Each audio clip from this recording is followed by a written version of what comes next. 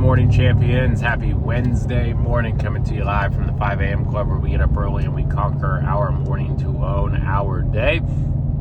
Hope everybody's having a fantastic Wednesday morning this morning. Wednesday of President's Challenge. So for vast majority of us, we're in the heart of the President's Challenge, right? But again, Wednesday, not halfway through the week, not hump day like people love to say. So depending on where you're at, continue to monitor your activity.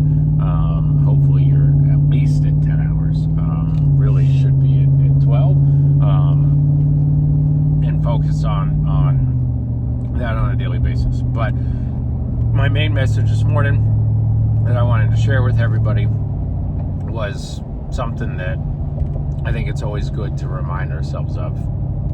And that reminder is that our clients are seniors, right? We all know that for the vast majority of the people that we're talking to.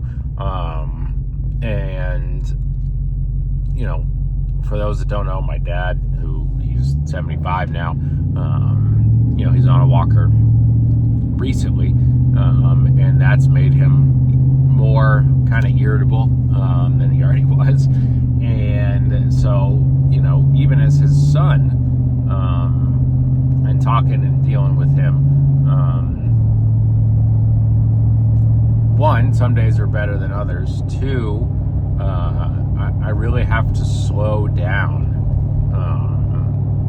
with him on certain things now, just to make sure that he's, you know, comprehending, especially if it's, you know, a decision or something that we have to talk about. And then three, you know, and this goes, I think, for everybody, but especially with seniors, and I just notice it with him, like, he decides fairly quickly if he likes somebody or not. And you know, if he does like somebody, then they want to know all about each other, you know, and to varying degrees.